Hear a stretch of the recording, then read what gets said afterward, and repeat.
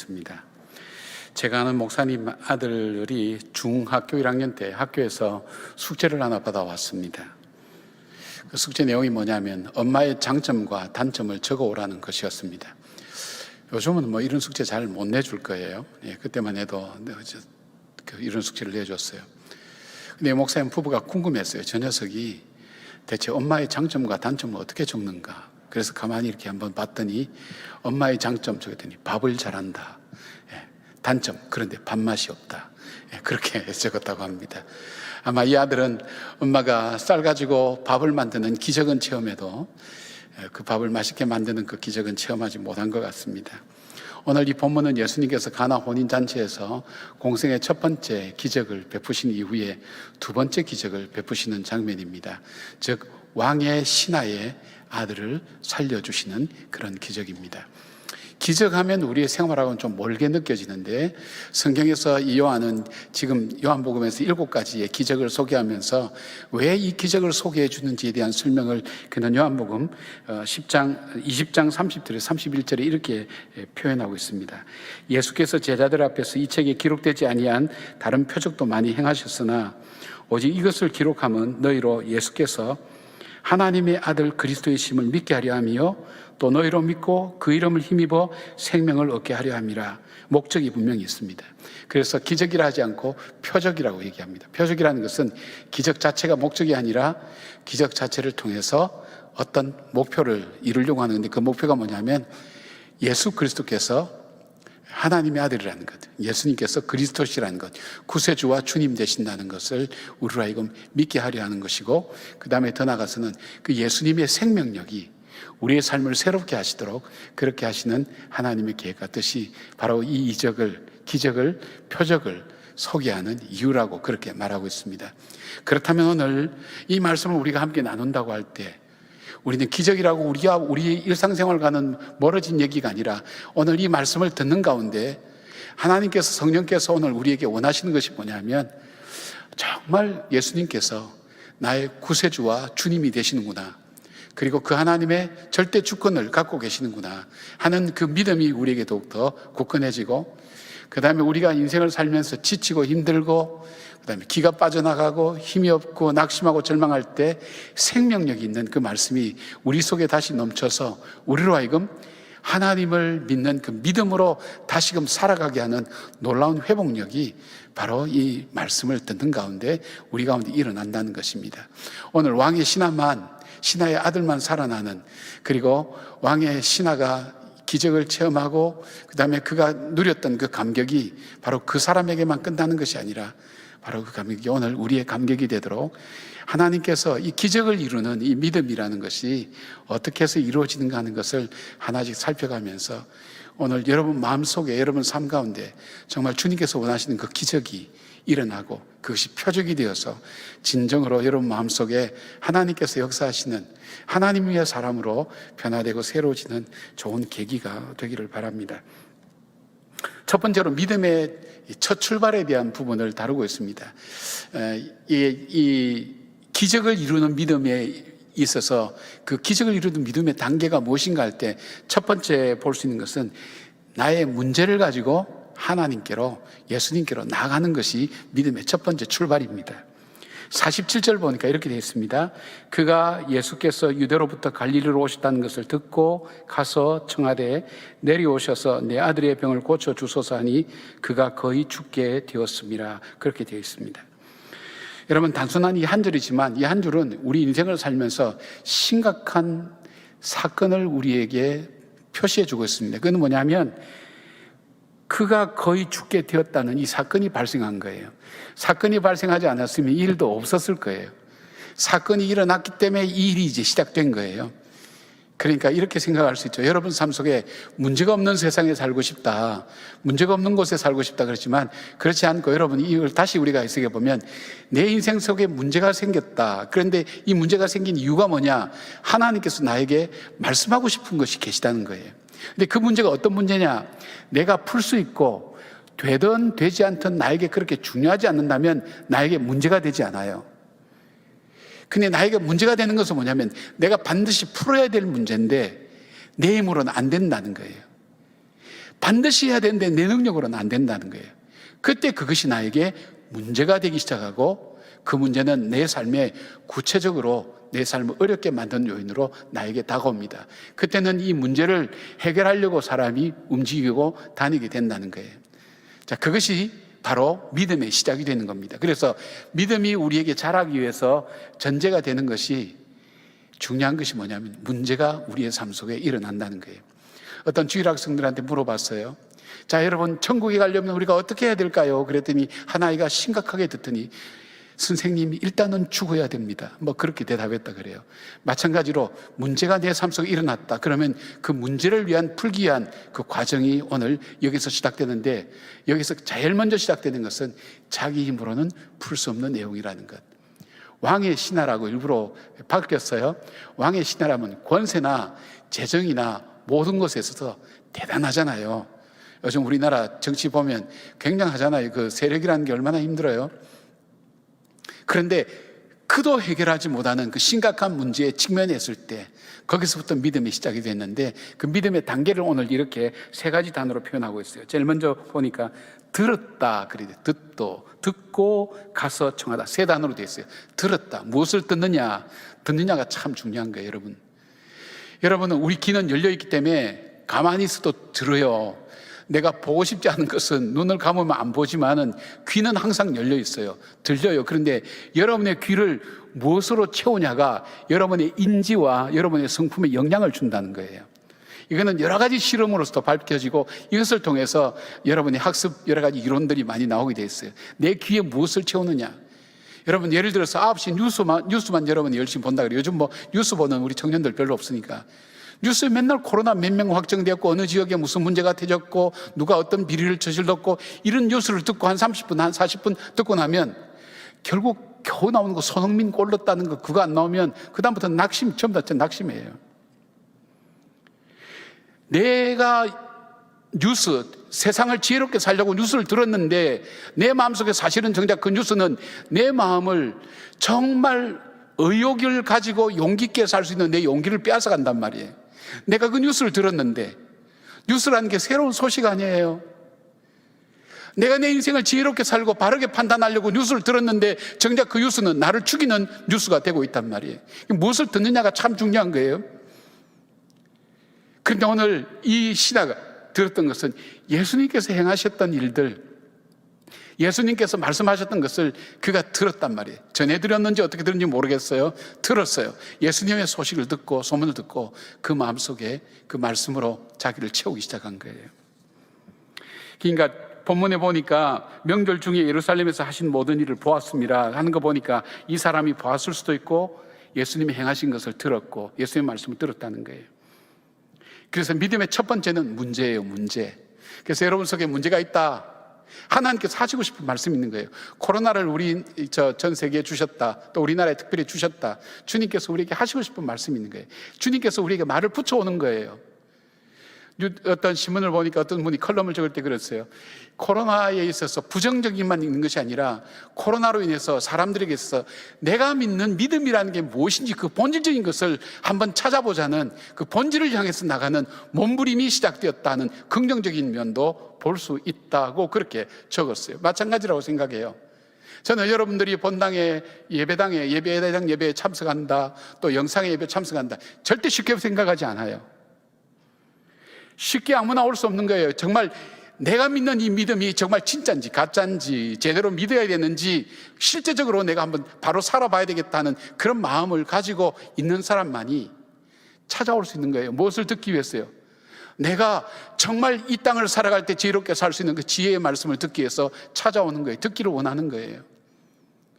여러분들이 그렇지 않으면 지금 세상에 있으면 여러 얘기들 많이 들을 거 아니에요. 뉴스도 듣고 남 밥 먹는 거 보면서 같이 먹고 싶어하고 같이 끓여 먹고, 우리나라 프로그램만 보세요. 노는 사람이 계속 그 요초내로 나오고 늘 밥 먹는 거, 이제는 영감님들까지 나와서 밥 먹는 것까지 찍고 먹방 찍고 전부 다 프로그램이 그거밖에 없어요. 한번 생각해 보세요. 그것으로 내 눈을 가득 채우고 내 길을 가득 채울 때 우리가 세상을 살아갈 수 있는 용기와 힘과 희망을 주는 그 메시지냐 이거예요. 오늘 이 사람은 예수님의 말씀을 들었다는 게 뭐냐면 희망의 메시지를 들었다는 게, 내 아들이 죽어가고 있지만 내 힘으로 불가능하지만 그러나 이 아들을 살릴 수 있는 길이 있다는 것을, 희망을 들은 거예요. 희망의 메시지를 들을 수 있다는 것, 얼마나 귀한지 몰라요. 여러분 귀에 희망의 메시지를 채우세요. 희망의 말씀으로 채우세요. 격려의 말씀으로 채우세요. 사랑의 말씀으로 채우세요. 그런 친구를 가까이 하세요. 그런 책을 가까이 하세요. 그런 말씀을 가까이 하세요. 그럴 때 여러분 삶 속에 그것이 여러분의 인지에 영향을 주고, 여러분의 인생의 기준에 영향을 주고, 삶의 기준에 영향을 주는 거예요. 내가 무엇을 듣고 보느냐가 중요하다는 거예요. 들었다. 그 다음에 여기서 두 번째는 가서, 이렇게 얘기했습니다. 가서.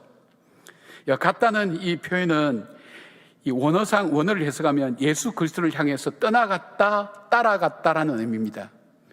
지금 가버나움에서 가나까지 무려 32km가 되는 긴 거리예요. 요즘처럼 32km가 그냥 거리가 아니에요. 굉장히 긴 거리예요. 그 거리에 예수님을 따라갔다는 게, 누구 때문에 거기 간 거예요? 그 가나라는 곳에, 그 시골 조그마한 곳에 누구 때문에 간 거예요? 예수님 한 분 때문에 간 거예요. 여러분이 오늘 여기 뭐 때문에 나오신 거예요? 지체들 때문에 나오신 거예요? 지체하고 교제하기 나오시겠어요? 그것보다 더 중요한 게 있다면 예수님 한 분 때문에 우리가 모여서 예배 드리고 있는 거예요. 예수님 한 분 때문에. 예수님 한 분 때문에 가는 거예요. 따라가는 거예요. 예수님을 따라가는 거예요. 여러분 따라갈 때 들었다고 해서 다 따라갑니까? 세상에 복음을 들은 사람이 얼마나 많아요. 그 사람들이 다 따라왔어요? 사모함이 있어야 따라가요. 사모함이 따라가요. 있어야 따라가요. 사모함이 없으면 따라가지 못해요. 그리고 뭐가 있어야 돼요? 나에게는 그 해결 방법이 없다는 절망감과 더불어서 저분에게 정말로 문제를 풀 수 있는, 정말 하나님의 능력을 가지고 있다는 그 확신과 믿음이, 기대가 있을 때 따라갈 수 있는 거예요. 우리가 예배를 드릴 때 우리의 마음 뭡니까? 내 마음은 세상에서 이렇게 힘이 없고 지치고 어렵지만, 그러나 하나님 말씀은 나에게 새로운 소망을 주고 내 삶의 방향을 다시 잡을 수 있는, 하나님의 방향을 우리에게 주실 수 있는 그 희망이 바로 이 말씀 속에 있다는 것을 알기 때문에 여러분이 나오는 거예요. 따라 나오는 건 구체적으로 내가 가야 되는 거예요. 여러분, 교회까지 오는 거리가 불과 요 앞에 사는 사람도 있지만 마음의 거리는 엄청나게 먼 사람들 많아요. 하나님, 여러분이 오늘 이 자리에 앉기까지가 얼마나 멀리 돌아와서 왔는지 알 수 없어요. 갈까 말까 수없이 생각하고 묵상하고 주야로 묵상하다가 신청할까 말까 그러니까 오늘 회장한테 전화가 왔구나, 가야 되겠구나. 뭐 어떤 형편인지 모르겠어요.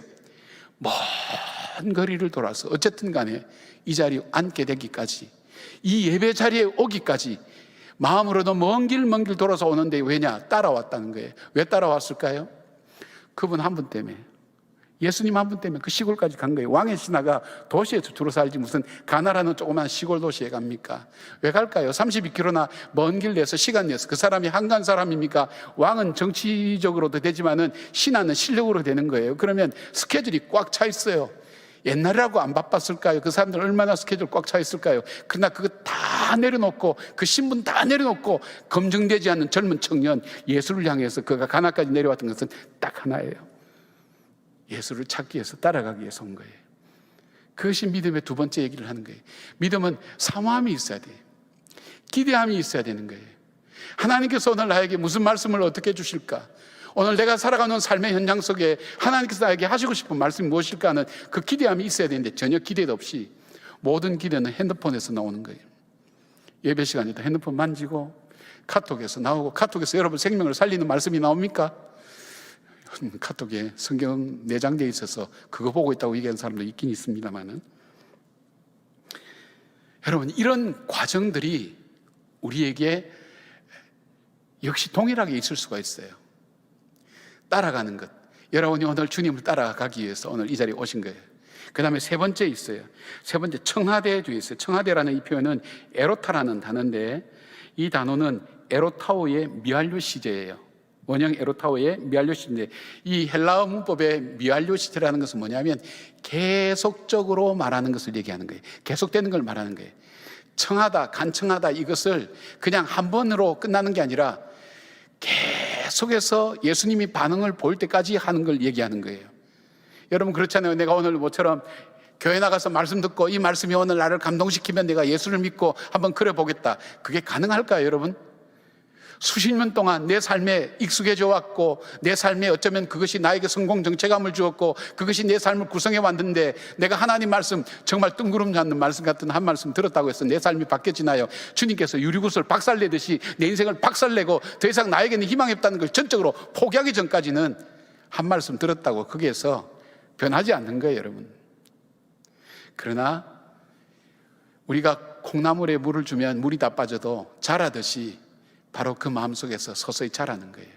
하나님 말씀이 그 마음을 채워주시는 거예요. 자, 47절에 그 이유를 설명합니다. 그가 거의 죽게 되었다. 지속적으로 요청하는 게, 하나님, 예수님, 내 아들을 살려주십시오. 내 아들을 살려주십시오. 한 번 가지고 되지 않는 거예요. 주님이 왜 그럴까요? 우리 예먹이기 위해서 그럴까요? 아니요. 우리의 마음을 보시기를 원하시는 거예요. 우리의 마음은 우리가 얼만큼 버틸 수 있는가, 얼만큼 간절한가, 얼만큼 절박한가 하는 것을 보는 거예요. 그리고 얼만큼 내가 내 자신에 대해서 포기하고 있는가 하는 걸 보는 거예요. 하나님, 나에게는 희망이 없습니다. 나는 이 문제를 들고 해결할 능력이 없습니다. 내가 가장 사랑하는 내 아들이지만 내 아들을 살릴 수 있는 이 힘이 나에게는 없습니다. 누구보다도 이 아들이 살아나기를 원하지만 나에게는 그 능력이 없습니다. 당신에게 있습니다. 주님은 그걸 보는 거예요. 당신이 아니면 살릴 수가 없습니다. 주님이 아니면 내 마음을 새롭게 할 수 있는 분이 아무도 없습니다. 주님만이 내 마음을 새롭게 하는 분입니다. 그 믿음을 주님 우리에게 보시기를 원하시는 거예요. 누구든지 한마디 말은 할 수 있죠. 자기 필요에 따라서. 시장 가서도 물건 볼 때 한번 보고 입어보기도 하는데, 우리 안에 정말 이 절박함이 있는가를 주님은 우리 중심을 보기를 원하시는 거예요. 그래서 계속 간청했다고 그렇게 말씀할 수 있습니다. 자기 신분 생각하지 않았어요. 자기 아들 생각하며 이 아들이 살아야 되겠다는 절박한 문제 앞에 그는 예수님께서 계속 간청합니다. 여러분, 간청을 계속할 때 여러분 자존심 상해요. 저 남 부탁하는 거 저 별로 좋아하지 않아요. 못해요. 부탁받아서 하는 것은 뭐 이렇게 하기도 하지만은 남에게 부탁하는 것만큼 어려운 것이 없더라고요. 누군가의 부탁을 들어주려면 제가 쌓아놓은 크레딧 5년 내지 10년어치를 써야 남의 부탁을 들어줄 수 있을 만큼 그게 쉽지 않아요. 여러분도 마찬가지예요. 그리고 자꾸 같은 거 부탁하는데 들어주지 않는데 자꾸 같은 거 부탁하는데 얘기하면 자존심이 되게 상해요. 그러면 에이 그만둬, 너 아니면 없어, 내가 어디든지 딴 데 가서도 할 수 있지, 그런 얘기가 나올 수 있어요. 성질 있는 사람은 금방 그대로 해요. 그러나 그럼에도 불구하고 그 길밖에 없는 사람은 떠나지 않아요. 그것이 믿음이에요. 하나님께서 우리에게 그 믿음 보기를 원하시는 거예요. 내가 정말 구세주가 나밖에 없느냐, 너 인생의 주인이 너가 아니라 나라는 것을 네가 분명히 믿느냐, 어떤 순간에도 믿을 수 있느냐, 어떤 상황에도 믿을 수 있느냐, 어떤 환경 속에서도 그렇게 고백할 수 있느냐, 주님께서 우리에게 그걸 확인하기를 원하시는 거예요. 주님은 우리의 중심을 보신다 그랬어요. 중심을, 저와 여러분의 중심을 보신다 그랬어요. 어떤 분이 그랬어요. 그러기에 고난은 어쩌면 우리에게 가장 탁월한 전도자라는 그런 말씀이 있어요. 우리가 누구 앞에서 나의 연약함을 고백하면 나에게는 그런 힘이 없습니다. 그것이 바로 주님께만 있습니다 하는 그 고백, 그것이 바로 주님께서 우리에게 나가는 믿음의 첫 번째 단계예요. 첫 번째 단계 뭐라 그랬죠? 듣고 그 다음에 가서 간청하는 것, 그것이 첫 번째 스텝이에요. 두 번째, 믿음의 두 번째 단계는 뭐냐? 주님의 말씀을 듣고 나가서 간청하는 것도 중요한 과정이지만 두 번째 단계는 주님의 말씀에 순종하는 겁니다. 49절에 이렇게 간청합니다. 신하가 이르되 주여 내 아이가 죽기 전에 내려오소서. 이런 요청에 대해서 주님께서 이렇게 말씀하시죠. 50절에 예수께서 이르시되 가라, 내 아들이 살아있다 하시니 그 사람이 예수께서 하신 말씀을 믿고 가더니. 이제 왕의 신하가 예수님의 말씀을 듣고 그가 삶의 방향이 바뀌어진 거예요. 그가 갑자기 예수님께 계속 간청하다가 그 태도와 자세가 바뀌어지고 삶의 방향이 달라진 거예요. 그 이유가 뭐냐? 성경 오늘 이렇게 얘기하는 거예요. 믿고 가더니 되어 있어요. 예수께서 하신 말씀을 믿고 가더니. 세상에는요, 예수께서 하신 말씀을 포기하고 가더니, 예수께서 하신 말씀을 의심하고 가더니, 성경에는 그런 일들이 많이 나와요. 근데 오늘 이 사람이 변화된 이유는 뭐냐면 자기 삶을 찾은 이유는 예수께서 하신 말씀을 믿고 가더니, 믿고 자기 길로 가는 거예요. 내 아들이 살아있다는 걸 예수님 말씀을, 그 말씀을 나의 말씀으로 받아들이는 거예요. 받아들이고 나에게서 일어나는 일, 나를 향한 하나님의 계획, 그것이 바로 나를 통해서 이루어지고 있다는 것을 믿는 거예요. 그 말씀 믿는 거예요. 그 믿고 자기의 삶이 바뀌어지는 거예요. 여러분, 사람은 믿는 만큼 바뀌어질 수 있습니다. 근데 여러분 한번 생각해 보세요. 예수님 직접 오셔서 뭐 머리를 만지든지 뭐 안수기도를 해두든지 그러면 뭔가 있을 것 같아요. 근데 그것도 없잖아요. 그냥 아들이 살았으니까 가라고. 그걸 믿을 수가 있나요? 여러분 쉽게 믿을 수 있어요? 여러분이 그렇게 32km나 내려와서 간청하고 간절히 부르짖고 얘기해도 말도 안 듣고 그냥 예수님 모른 척하고 딴 얘기하고 있는데 계속 간청하는데 네 아들이 살았으니까 돌아가라, 그 말 한마디 딱 믿고 돌아갈 사람 있나요? 없어요. 정상적인 생각을 갖고 있는 사람은 없어요. 믿음이라는 것은 내 삶의 현실을 하나님의 눈으로 보는 게 믿음이에요. 하나님의 마음으로 바라보는 게 믿음이에요. 그러니까 우리가 정상적인 육신의 눈을 가지고 나에게 처해진 이 현실을 내가 갖고 있는 모든 방법으로 다 해결해 봤는데 안 됐단 말이에요. 상식적으로 안 됐단 말이에요. 그런데 예수님이 한 말씀 했다고 그것이 내 삶 속에 이루어진다고 그걸 믿을 만한 사람이 있나요? 우리 주님께서 그래서 저렇게 믿음 좋은 사람 보지 못했다고 말씀하신 적이 몇 번 있어요. 그것이 믿음이에요. 하나님 말씀을 믿고 믿을 때 뭐가 나올 수 있어요? 순종할 수가 있어요. 우리가 말씀을 들었다고 해서 간청했다고 해서 예수님 말씀하신다고 해서 그것을 다 순종하지는 않아요. 여러분, 성경에는 그렇지 못한 사람 많아요. 예수님 말씀 듣고 심히 근심하며 돌아가는 사람도 많아요. 똑똑한 사람 많아요. 지식이 많은 사람 많아요. 지혜가 많은 사람 많아요. 그들은 다 근심하며 돌아갔다 그랬어요. 그런데 이 사람은 예수님의 말씀 믿고 그대로 돌아가서 평안하게 달려가거나 뛰어가지도 않았어요. 일상적으로 그냥 걸어간 것 같아요. 내가 보니까. 여기에 믿다라고 이 표현된 이 에스투센, 피스투요라고 보통 그런데 그게 원형이 피스투요예요. 피스투요의 이 의미를 이 부정과 그 시제를 썼는데 이 시제는 뭐냐면 그 사건에 대한 것을 믿었다는 거예요. 받아들였다는 거예요. 내 것으로 삼았다는 거예요. 그 사건 때문에 내가 움직였다는 거예요. 주님이 하신 말씀 때문에. 물로서 포도주를 만들 때 여러분 어떤 일들이 일어났죠? 예수님께서 어떻게 하셨어요? 하인들에게 물을 항아리 아기까지 세우라 그랬죠. 이유도 설명 안 했어요. 과정도 설명 안 했어요. 그 다음에 어떻게 될 거라고는 예견해 주지도 않았어요. 보여주지도 않았어요. 비전도 전혀 없었어요. 채우라. 그리고 그 물을 떠다 줘라 그랬어요. 그들이 했던 것은 하나예요. 순종이었어요. 주님 말씀에 순종했어요. 성경에 보면 요즘 현대 문화나 인간의 인본주의는 저항하라, 항거하라, 도전하라 얘기를 많이 하고 있지만 하나님 말씀은 역설적으로 순종에 대한 것을 얼마나 많이 강조한지 몰라요.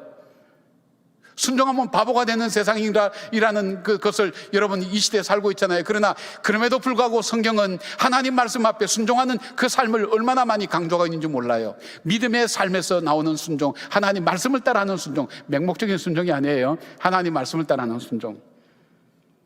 그리고 그 말씀을 믿고 그대로 행했다는 거예요. 순종하니까 역사가 일어난 거예요.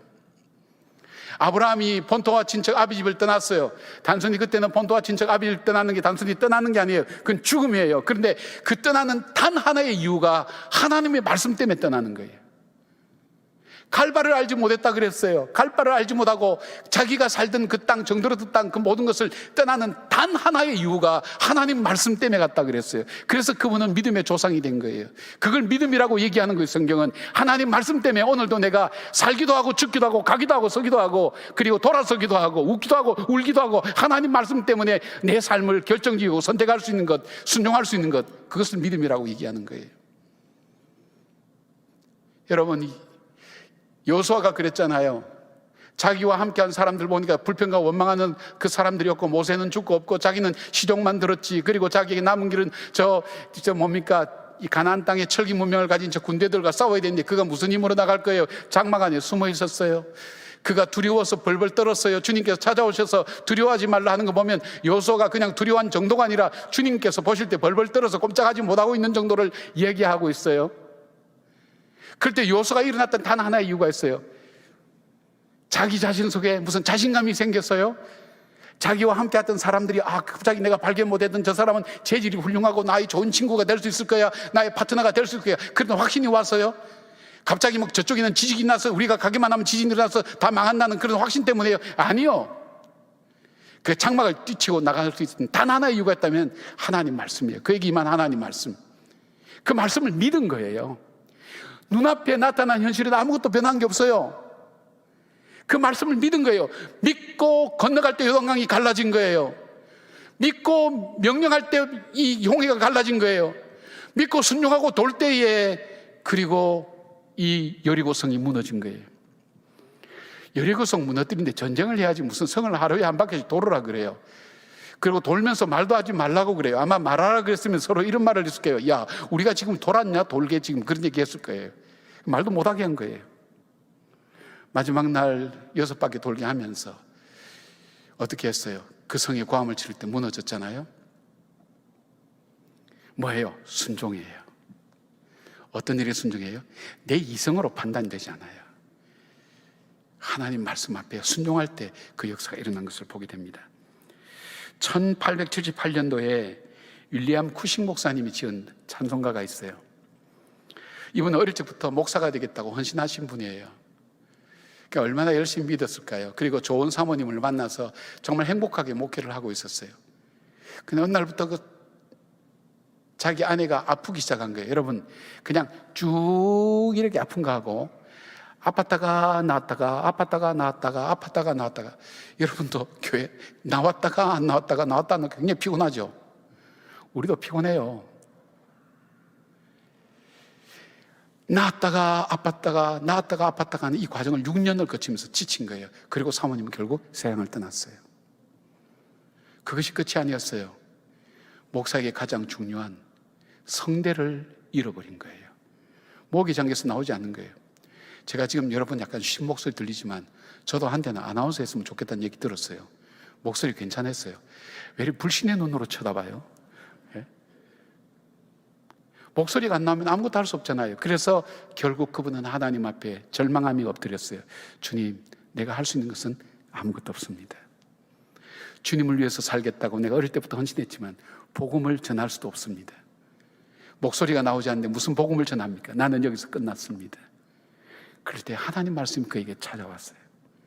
그 말씀을 들으면서 그가 받아 적었던 가사가 있어요. 그 가사가 이거예요. 이 눈에 아무 증거 아니 보여도 믿음만을 가지고 늘 걸으며 이 귀에 아무 소리 아니 들려도 하나님의 약속 위에 서리라. 걸어가세 믿음 위에 서서 나가세 의심 버리고 걸어가세 믿음 위에 서서 눈가기에 아무 증거 없어도. 쿠식 목사님이요 300곡 이상을 썼어요. 그 중에 주날개 및 내가 편안히 쉬네 이 곡, 그 다음에 예수께서 오실 때 이런 곡들, 유명한 곡들 300곡 이상, 수많은 사람들, 세계 수많은 사람에게 불려졌던 곡, 그 곡을 쓰고 이분은 세상을 떠났어요.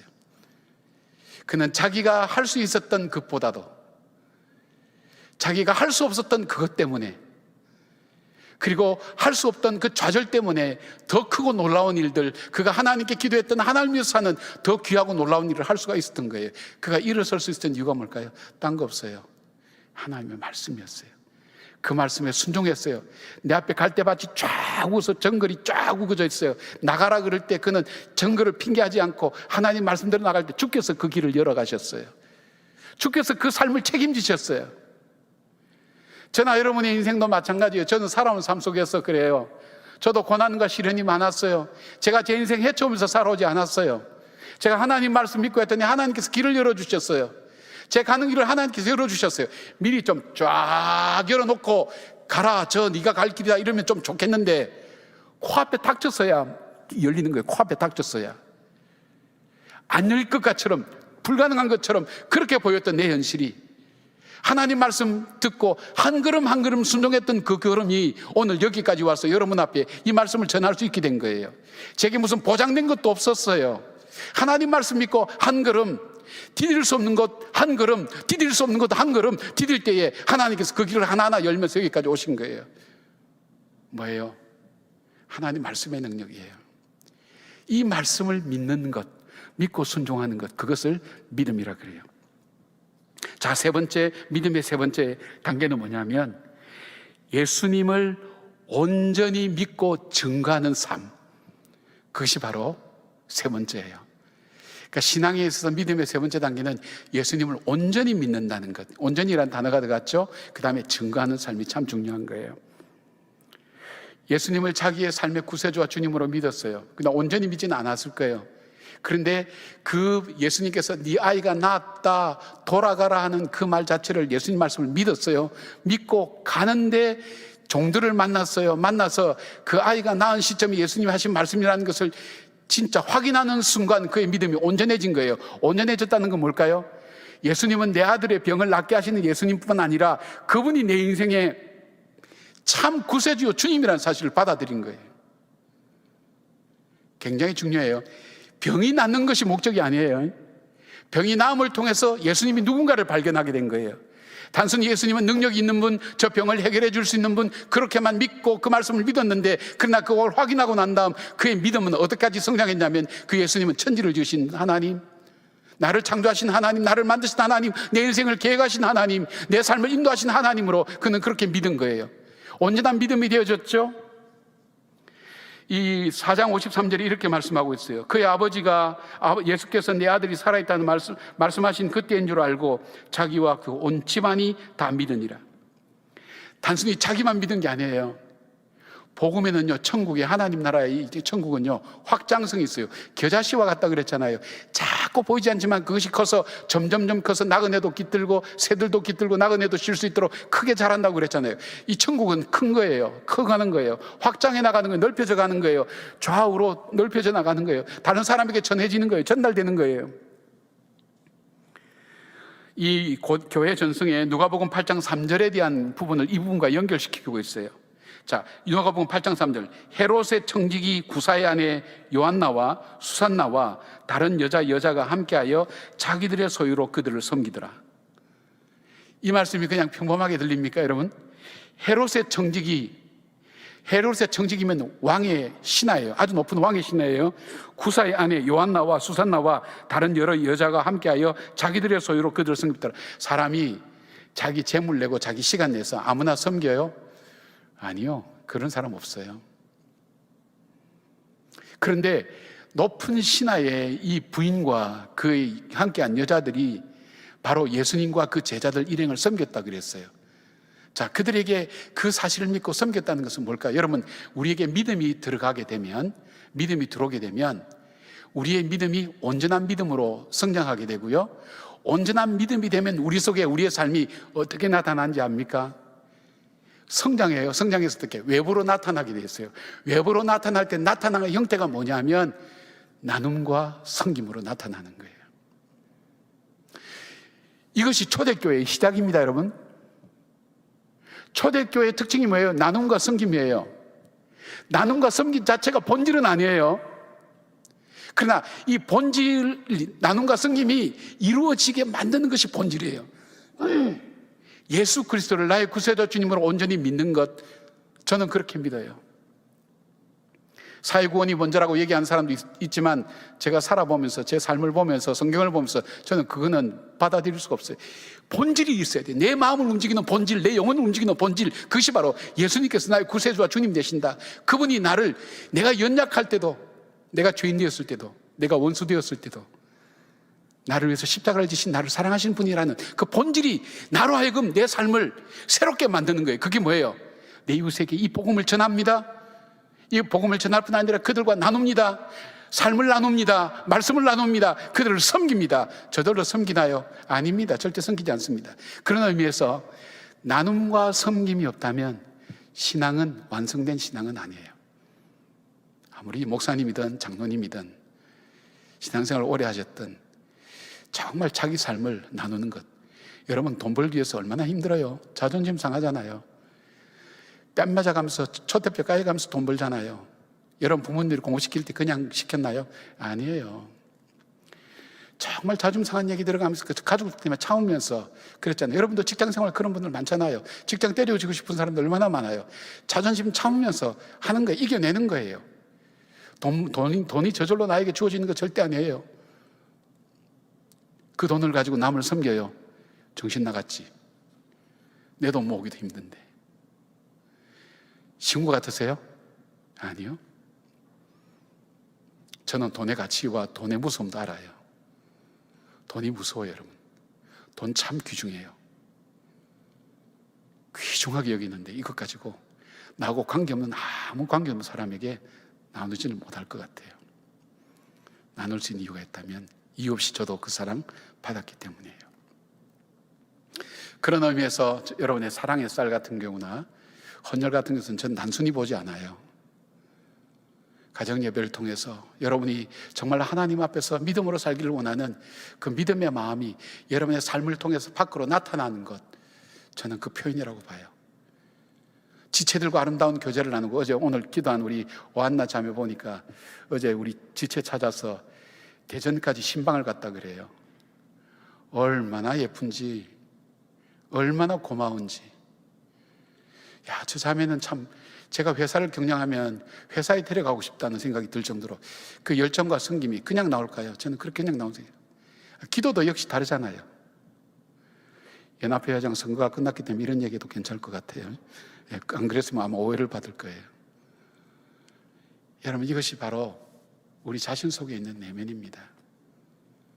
섬김과 나눔이 아깝지 않아야 돼요. 무엇 때문에? 그 믿음 때문에. 여러분, 물로서 포도주를 만든 그 기적은 어떤 거로 이루어졌죠? 요한복음 2장 11절에 보니까 예수께서 이 표적을 갈릴리 가나에서 행하여 그의 영광을 나타내심에 제자들이 그를 믿으니라 되어 있어요. 이 표적을 통해서 제자들이 믿었다 그랬어요. 오늘 이 표적을 통해서 누가 믿었죠? 왕의 신하가 믿었어요. 그 종들이 믿었어요. 그 부인이 믿었어요. 그 가족이 믿었어요.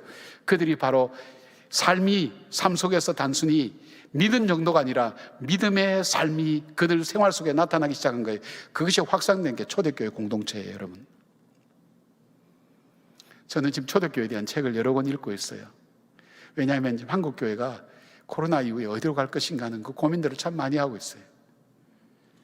초대교회, 그들도 박해를 받았잖아요. 박해를 받으면서 그들이 취했던 삶의 모습이 뭐 어떤 것인가, 무엇 때문에 20명으로 시작된 기독교가 불과 300년 겨우 지나면서 400년 만에 3천만 명인 인원이 그렇게 늘 수 있었다는 것.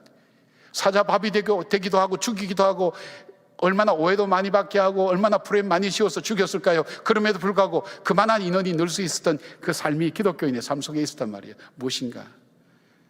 결국 곳에서 나오는 것은 섬김과 나눔이에요. 세상 사람들은 본질을 못 봐요. 자기들이 못하는 걸 보는 거예요. 우리 헌혈했다고 욕하는 사람 봤어요. 자기들 못하는 거거든. 욕 안 해요. 쌀은 나눌 수 있을지 혹시 모르겠어요. 그러나 이 어려운 시대에 나눌 수 있다는 것 하지 못하잖아요. 시대 속에 우리가 더 어렵고 힘든 일들 앞에 우리가 짊어지고 가야 될 이 시대의 짐들이 뭔가를 우리가 찾아야 되는 거예요. 얼마 전에 저는 놀라운 결혼 주례를 하게 됐어요. 여러분, 저는 결혼을 주례할 때 그냥 단순히 하지 않아요. 저희 가정이 어려워봤기 때문에 단순히 결혼 가정을 이루는 가정을 쉽게 생각하지 않아요. 제가 종종 말씀드리자면 제가 한 700~800상 아마 결혼 주례했을 거예요. 우리 교회 와서도 그전에서도 한 4커플 정도는 결혼을 못하게 했어요. 하면 안 되겠다고 그렇게 얘기했어요. 책임을 지고 단순히 주례만 하는 것이 아니라 참 행복하게 살았으면 좋겠다. 그래서 의미 있게 살펴요. 만나도. 자, 그런데 얼마 전에 20년 전의 일을 기억하게 나는 한 사건이 있었어요. 20년 전 제가 지구촌교회에 있을 때 한 가정에서 저를 초청했어요. 갔더니 우리나라 아주 고위공직자예요. 가정의 아들이 고등학생이고 있는데 이분이 암에 걸린 거예요. 굉장히 장래가 촉망되는 분이었어요. 근데 이분이 암에 걸리고 나니까 이분은 우선순위가 일이었지 뭐 교회 다니고 그건 아니었기 때문에 열심히 신앙생활을 하진 않았는데 믿고 싶단 말이에요. 내가 이 가족들이 믿는 이 신앙을 갖고 싶단 말이에요. 그래서 저보고 부탁이 뭐냐면, 목사님, 저로 하여금 믿도록 좀 해주세요. 믿음을 갖도록 좀 해주세요. 이분이 굉장히 이지적인 분이에요. 지식도 많고 경륜도 많은 사람이에요. 나 좀 믿게 해달라고. 이게 믿어지나요, 여러분? 내 머리를 가지고 신앙이라는 게 믿어지는 거냐고요. 내가 가슴으로 믿어지는 거냐고요. 그때만 해도 저도 잘 뭘 모르는 건 많았잖아요. 복음 있는 거 들어오면 전했어요. 결국 그분은 복음을 받아들였어요. 받아들이고 장례를 집례하고 잊어버렸어요. 제가 안식년 갈 때 2009년인가 미국 가 있는데 고등학교에 있던 이 아이가 찾아온 거예요. 왜냐하면 이 아버지를 가장 존경했는데 아버지가 돌아가시고 난 다음에 마음의 길을 잃어버린 거예요. 이 아이가 방황하기 시작한 거예요. 아버지 보고 싶어서 찾아온 거예요. 들어주고 기도하고 그리고 돌려보내고 그 다음에 잊어버렸어요. 근데 얼마 전에 찾아온 거예요. 목사님, 한국에 와서 미국에서 대학을 졸업하고 한국에서 직장을 잡고 목사님 주례해 주시면 좋겠다고. 깜짝 놀랐죠. 저도 깜짝 놀랐죠. 전 주례하면서 울기는 처음이었어요. 그 어머니가 그래요. 목사님은, 오늘 주례하신 목사님은 애 아빠가 그때 할 때 복음을 전하셨고 장례를 집례해 주셨다고. 그리고 아이가 방황할 때 이 목사님을 찾아갔다고, 아버지 찾는 마음으로 목사님을 찾아갔다고. 저도 얼마나 눈물이 쏟아지는지 알 수가 없었어요. 그 아버지를 잃어버린 그 아이의 마음, 남편을 잃어버리고 자기 자녀마저도 방황할 때 그것을 수습해야 되는 그 엄마의 마음, 그것이 한꺼번에 밀려올 때 참 마음이 아팠어요. 한편으로 너무 기뻤어요. 그 어머니는 미국 가서 신학을 하셔서 상담을 전공하셔서 그리고 많은 사람에게 정말 그 사람들을 치유하는 그 사역을 하고 계시고, 이 아들도 너무나 잘 자랐어요. 아름답게 성장했어요. 믿음이라는 게 저렇게 힘이 있구나. 저 절망을 이겨내고 극복하고 오히려 나누고 섬기는 그 삶으로 만들어가는 힘이 있구나 하는 것을 깨닫게 된 거예요. 사랑하는 여러분, 기적은 멀리 있지 않아요. 오늘 저와 여러분도 마찬가지잖아요. 여러분이 기적이라고 얘기할 수는 초자연적인 것만 얘기하는 것이 아니라 내 마음이 변하고 새로워진 것, 내가 예수 그리스도를 알고 내가 오늘 이 자리에 있다는 것 자체를 기적으로 생각하는 사람도 우리 중에는 굉장히 많을 거예요. 내 삶을 바꾸게 된 그것, 그 믿음의 시작이 무엇일까요? 주님은 지금도 여러분의 믿음을 기대하고 계십니다. 지금도 여러분이 고민하는 문제를 혼자 붙들고 있지 말고, 안 된다고 하지 말고 주님께로 갖고 나가십시오. 그리고 청혼하십시오. 청혼하십시오. 그리고 그 말씀대로 순종해 보십시오. 그리고 그 말씀을 전하십시오. 여러분, 지체들과 나누는 것 굉장히 중요한 삶의 사귐입니다. 그래서 교회는 모여야 됩니다. 사귐이 이루어져야 됩니다. 교제가 이루어져야 됩니다. 커뮤니케이션이 돼야 됩니다. 우리 청년분은 커뮤니케이션을 라디오나 또 여러 가지 여러 가지 프로그램 통해서 여러분과 계속해서 지속적으로 연결하는 모습을 보면 너무 참 귀해요. 전도 사람들 밤늦게까지 남아서 편집하고 이런 거 보면 참 제가 마음에 감동이 막 밀려오는 거예요. 저분들이 한국교회를 책임진다면 한국교회는 분명히 달라질 거라고 생각하는 거예요. 얼마나 귀한 지체들, 또 헌신하는 우리 연합회 임원들로부터 시작해서 각 부서의 임슬이들 이를 보면 얼마나 귀한지 알 수가 없어요. 이 시대 속에, 이 예수 믿기 어려운 이 시대를 뚫고 주님의 사람을 살기 위해서 몸을 입치던 여러분의 모습을 볼 때 결코 우연한 일이라고 생각하지 않아요. 이제 우리는 믿음으로 미래를 다시 바라봐야 됩니다. 우리의 미래는 암담할 수가 있습니다. 늘어나는 나라빚과 그 다음에 경제적인 어려움, 코로나로 인해서 계속되는 여러 가지 일들, 어쩌면 작년보다 더 어려울지 몰라요. 그러나 이제는 우리의 믿음의 눈을 들어서 우리를 능히 가능케 하시는 그 하나님 앞에 우리가 함께 나가기를 원해요. 한국교회 욕만 하지 말고 한국교회 문제를 가지고 기도의 자리로 한번 나가보세요. 원망하는 지체를 원망하지 말고 그 지체를 가지고 하나님 앞에 그대로 드려보세요. 이 눈에 아무 증거 아니 보여도라는 찬송가 원문 가사입니다. 저 깊은 골짜기라도 내 구주와 함께 가리, 폭풍우 내리치고 거센 불결 흘러도 나와 함께 하시는 그 손잡고 나는 두려워 않고 가리. 주님만 함께 하시면 위험은 날 놀라게 하지 못하리. 따르리 그 어디라도 나는 따르리라. 믿음으로 따라가는 그 걸음, 그 걸음 속에 주님께서 우리의 미래를 열어가시고 우리의 삶을 열어가시는 것을 기억하면서 정말 시대를 빛나게 하는 보석 같은 주님의 젊은이들 되시기를 주님의 이름으로 축복합니다. 아멘. 기도하겠습니다. 이 시간에 우리가 잠깐 기도할까요? 여러분 중에는 여러 가지 일들로 마음의 낙심과 절망이 되는 분들도 있을 거예요. 해답을 찾아도 찾아지지 않는 해답 때문에 두려워하는 친구들도 있을 거예요. 어떻게 하시겠습니까? 지금까지 살아온 삶 자체도 결코 우연이 아닌데 여러분이 오늘 여기까지 온 것은 주님을 따라오신 거예요. 만나러 오신 거예요. 이제 간청을 하세요. 주님, 내 삶을 붙들어 주세요. 나와 함께 해주세요. 내 손에 잡히는 것, 내 눈에 보이는 것 없지만 내게 주신 그 믿음 붙들고 나가기를 원합니다. 어떤 시련과 어려움이 와도 정글처럼 앞을 내다볼 수 없는 그 환경이 되어도 주저앉지 않겠습니다. 다시 일어서겠습니다. 시작하겠습니다. 우리 주님 앞에 잠깐 한번 기도해 보십시다. 주님과 여러분만의 시간입니다.